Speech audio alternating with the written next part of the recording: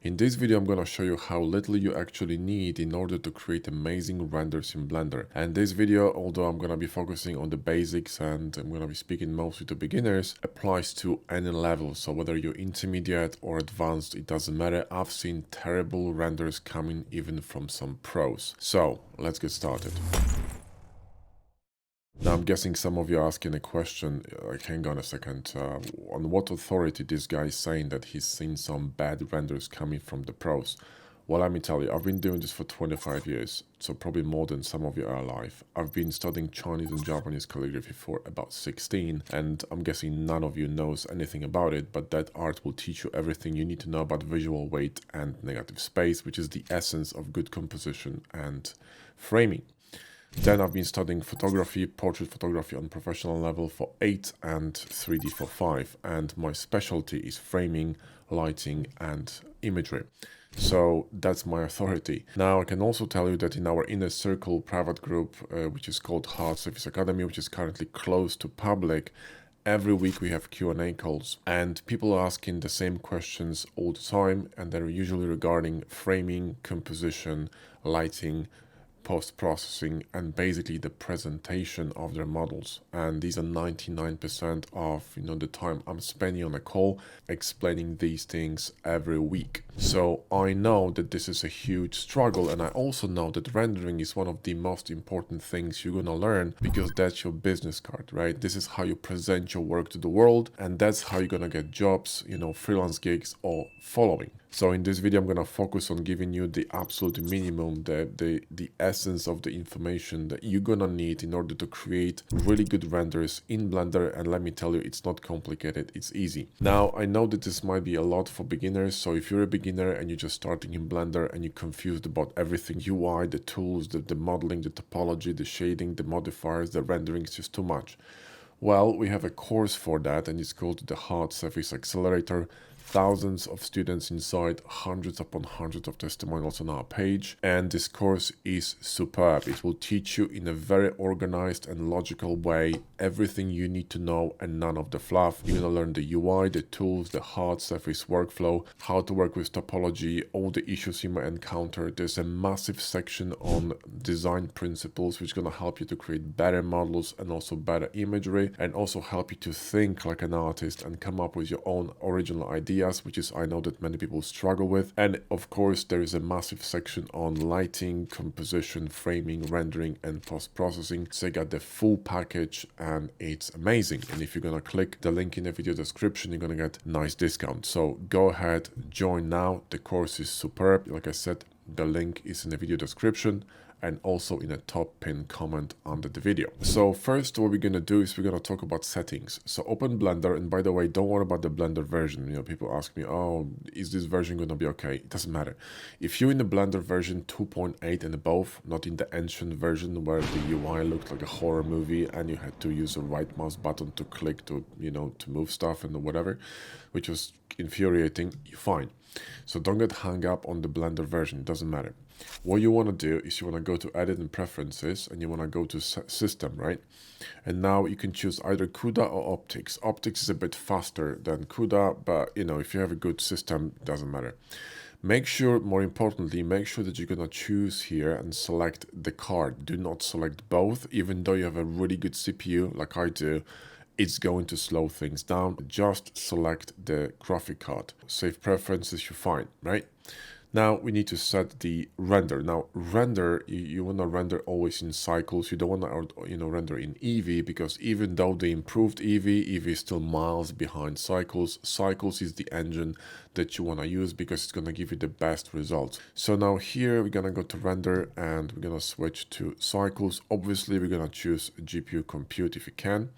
And then we're going to talk about these settings here. Now, you don't really need that many samples in viewport, which means if you're going to have high number of samples in viewport, your computer is going to be refreshing the scene. It's going to take a lot of power from a GPU. You don't need that. I would set it to 256. It's more than enough, okay? Now, this one is insanity. You don't need 4,000. You need 300, okay? So when you're going to be rendering, the max sample numbers is 300, maybe 350. this doesn't apply to ArcVis, because in ArcVis this could go higher, okay? Especially when you're after something really, really realistic with some really, realistic shadows and maybe IES lights, etc. This could be different, but for regular renders, I never use more than 300 samples, all right? Next one, you want to turn the denoise on and leave it on auto. It's fine. This is going to help you denoise the image at the end. So the computer is going to finish rendering and it's going to denoise it. It's going to be better, and cleaner. Again, probably for ArcVis, this is not the best choice, but we're not talking about ArcVis. We're talking about regular renders, right? Then you want to go to light path. Now, this is a default, and I don't really think that these are good settings. I go with much higher settings. Now, if you really want the minimum, you're probably going to be fine with something like 8, 6, 6, and maybe here 6. I think you're going to be fine. And maybe even 6 here. However, you could just stick to the default settings, but I would still increase the diffuse and glossy, especially when you have some kind of a reflective surfaces or glossy surfaces. If you want to have a decent quality of bounce light and shadows, you want to up the diffuse and glossy. You're going to have cleaner surfaces, especially when they reflective or glossy, okay? Now, my default settings are a bit insane because I'm going with 18, 16, 16, and then transmission is, you can go with 12 and 12 here. Now, if you're using volumetrics in your scene, you do need to, bump this up. If you don't, keep it at 0, you're gonna be fine. And the rest you can leave untouched. I don't touch anything else, that's fine. And once you do that, what you wanna do is you wanna go here, go to defaults and save startup file so you don't have to do it again. So next time you open Blender, these settings gonna be in place, okay? Now, next thing what we're gonna talk about is the output. So go here to output, and I prefer to render higher resolution. You can stick with the defaults, but I'll go to 2560 by 1440, which is by default 16:9 ratio, so 16:9, right? If you're rendering some, hang on a second, 1440, not, there we go. If you're rendering something wider, you could go with 3440 by 1440, which is going to be 21:9. But 16:9 is fine in most cases. Now, this is important here as well. What I do is I set it to TIFF. You could set it to OpenEXR, but I think it's an overkill. TIFF is fine. I render everything in TIFFs, and it's fine. So again, if you're not rendering ArcVis, you're fine with a TIFF.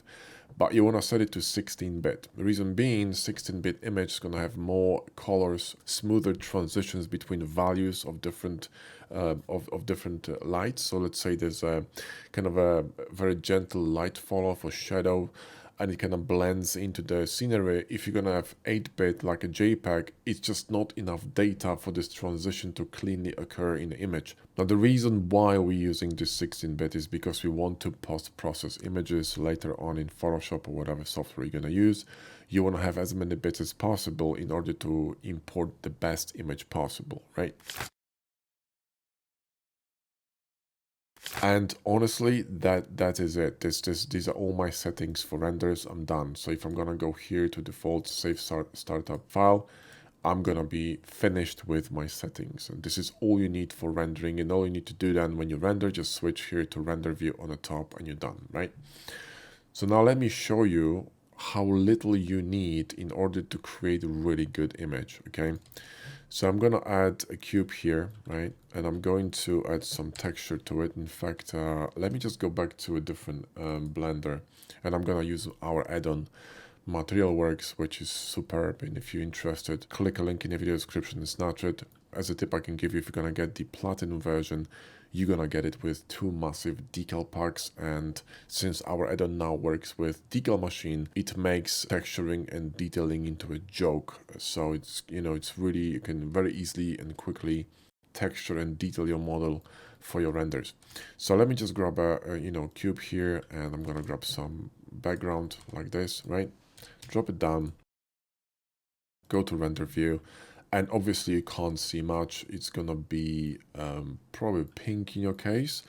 The reason why I can see light in my scene is because I actually have a light set up here under shader editor. So if you go here and pull this menu up and go to shader editor and go to world, you can see that I'm actually using HDRI through our add-on. So let me turn it off, and this is probably what you're going to be seeing. Okay, so if you use our add-on Materialworks, you don't have to set any nodes in here. You can just simply click on HDRI, click here and choose whatever HDRI you want, and you're good to go. You can rotate it from here. You can change the strength of the HDRI, so you don't even have to go to the node setup, right? But let's say you don't have this and you do need to go here. So again, pull this menu up, change it here to shader editor, change it to world, and you're gonna see two nodes.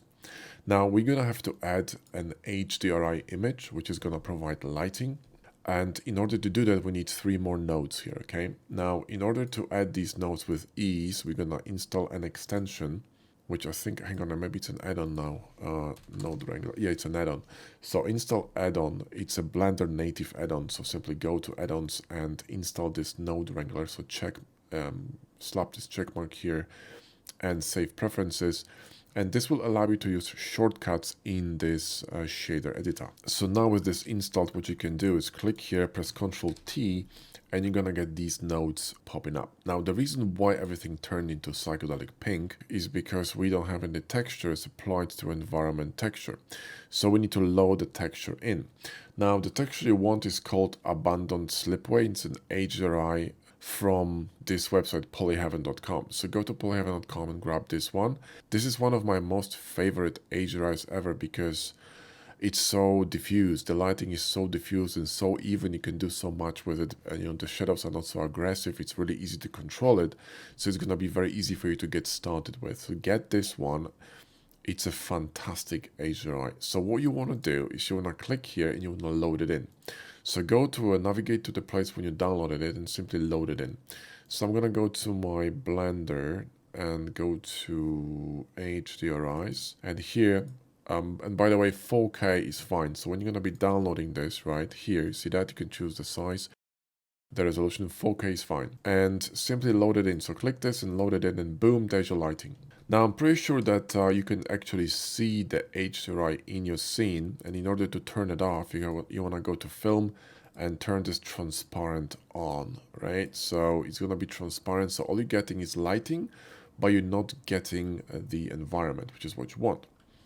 So now with all these nodes here, you can actually, adjust this. So you can adjust the rotation. So here on Z, you can rotate it. You see that my light is rotating. If I'm going to turn it on, you will see that my scene is going to be rotating when I'm going to be moving this, right? So you can change the angle of the light.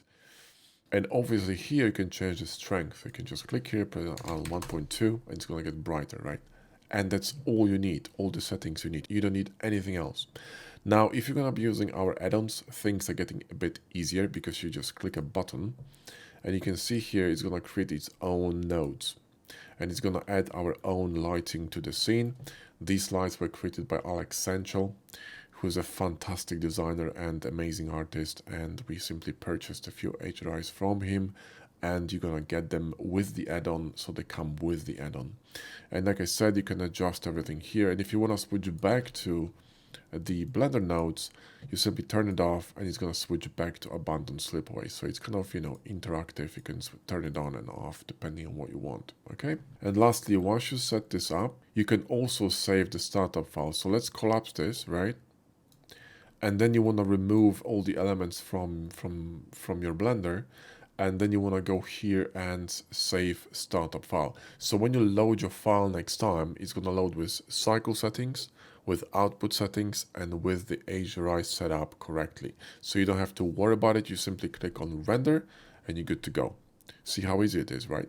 So now I want to show you how little you need in order to create really good lighting in Blender. Let's say you will not be rendering this cube, right? Or, something like this a bit darker. And our camera is going to be coming from this angle. Now, what I need you to do is I need you to get an add-on called Machine Tools. It's $5 only, and it's gonna be fantastic. And I'll never be using vanilla camera because it infuriates me. Even the Accelerator course, we use Machine Tools in this course. Is the only paid add-on we use. That add-on used to be free, but now it's like $5 or something. Get it, because this add-on is fantastic. It's gonna save you a ton of time. The way you set up camera in vanilla Blender is really annoying, but with machine tools it's just easy. What you want to do is you want to set up your angle. So let's say you want to shoot from this angle, right? We're going to press page down. And by the way, if this doesn't work for you, you want to go here to settings, and you want to go to add-ons, right? You want to go to machine tools. You want to open machine tools menu, and you want to enable view spy, okay? View spy is going to allow you to use camera. The shortcut for this one is page down. So page down, add smart cam from view, and camera is going to be added from your view. So your view will turn into a camera. So you can zoom it out, page down again, lock to view, and now you can actually navigate with your camera.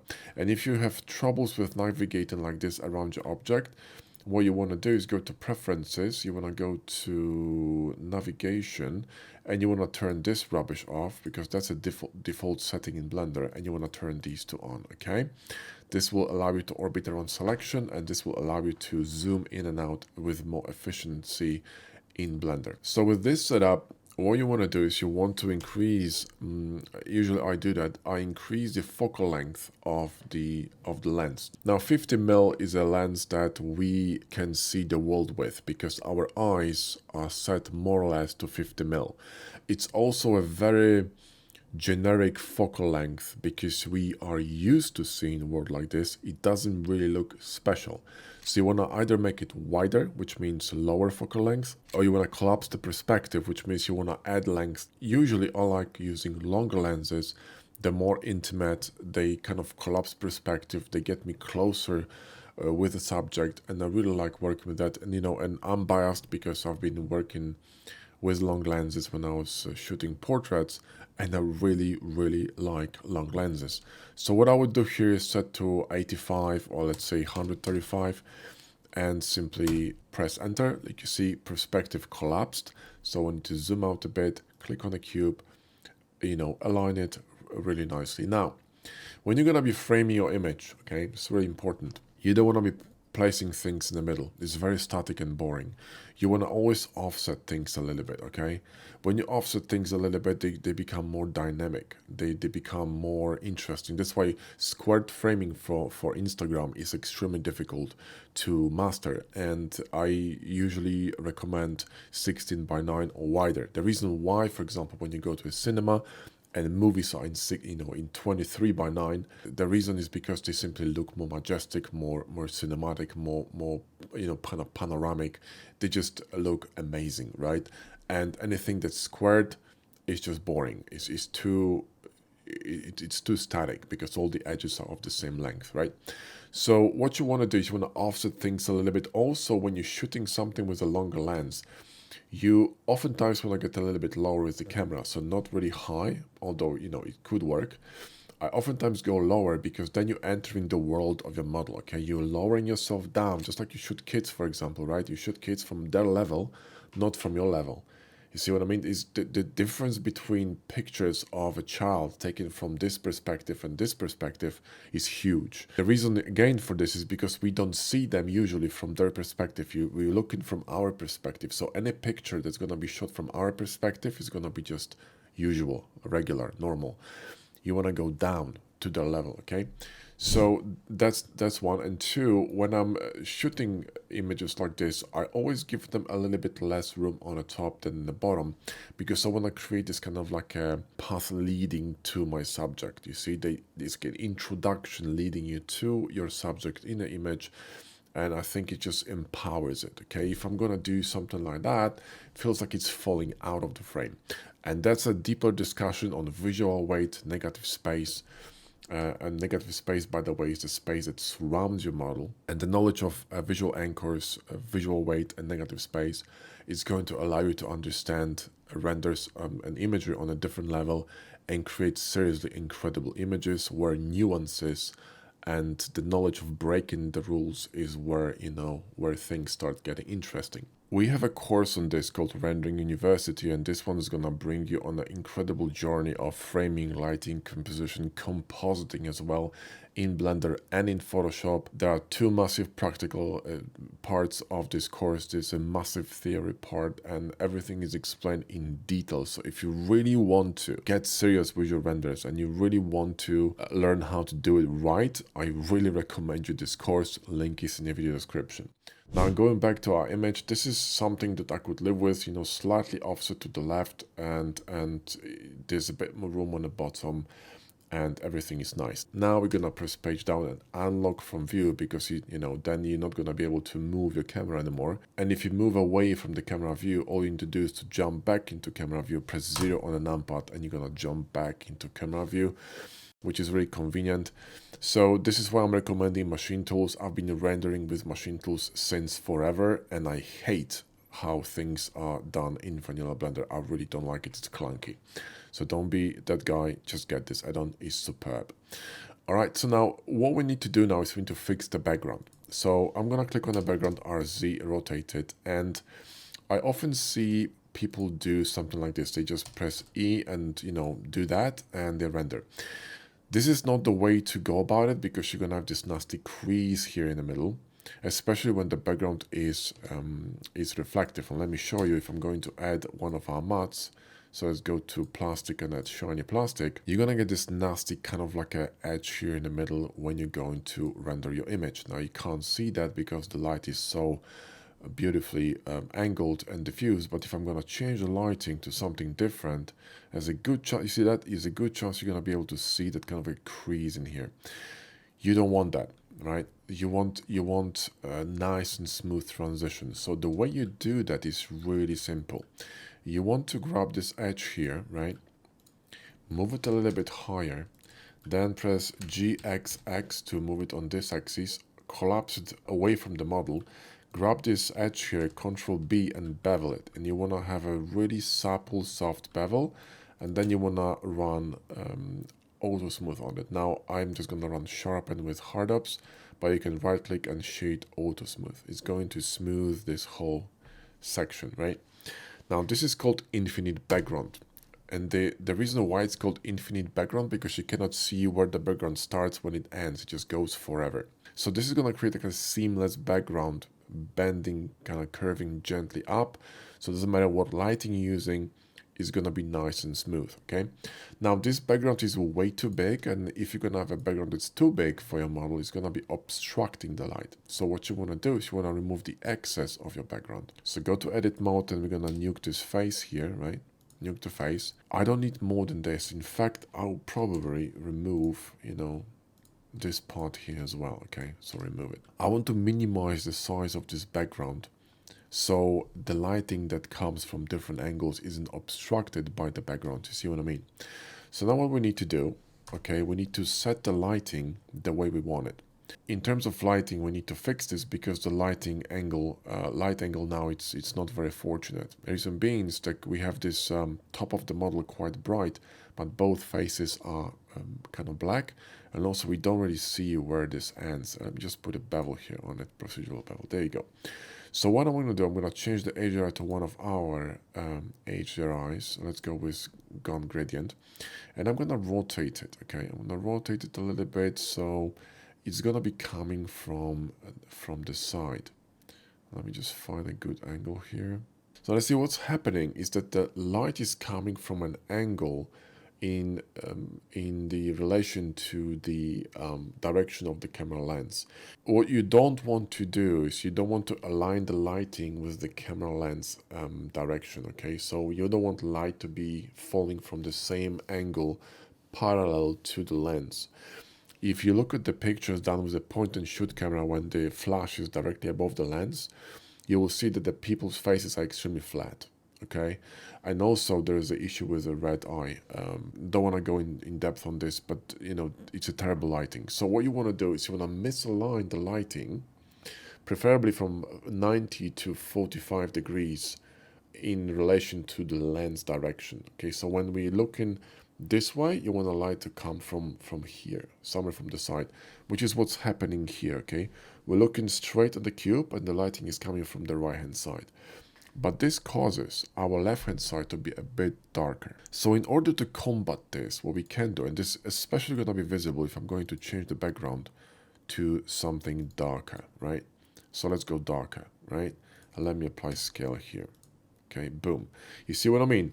The right hand side is brighter, but the left hand side is darker. So in order to combat this, you can add something we call in photography a reflector, which is a really cool trick. So watch, I'm going to add a plane, and now make sure that this plane is actually facing the correct way, because if I go to face orientation, you know, there are two face orientations in Blender, which is why when you have a flipped geometry in Blender, it means that your inner side of your face or geometry is flipped inside out. So if you're gonna look here, this side is red, which means this is the inner side of geo. So if you look, for example, inside of the cube, you will see all the faces gonna be red. So this is the correct way of orienting the geometry where all the inner faces face inwards inside of the model. Okay, so make sure that the plane is rotated correctly, not this way. Okay, so we don't need this anymore, we're fine. So let's turn it off, and we're gonna make this a little bit bigger. Now let me go back to my camera and I'll show you what happens, right? So watch this. If I turn it on and off, you see what happens with my matte? It's getting a bit brighter. You can make it even more bright by adding simply a matte to it and making it white. So now I can scale this and I can bring it closer and rotate it, and I'm gonna have a bit more light here on this side. Not the same level as on the side where the light is coming from, but brighter, so you can actually see details. This is too dark and this is correct. In fact, this could be a little bit darker. So you can go here to the matte, right? And click on this and you can drag it down a little bit to make it a little bit darker. You can, you know, adjust this by simply moving the slider, okay? Now this background is still a bit dark in my opinion and could be brighter. Remember, you're going to be bringing it to Photoshop and editing this, so it cannot be too dark, okay? So what you want to do is you want to either lift the lighting to 1.2, right? Or you want to make sure that your mattes are brighter, because you can do either or. So either lift the light up or simply make the matte brighter. So you can go here and brighten up this matte a little bit, and the same with this one, okay? So go here to color and just make it a little bit brighter. See, boom.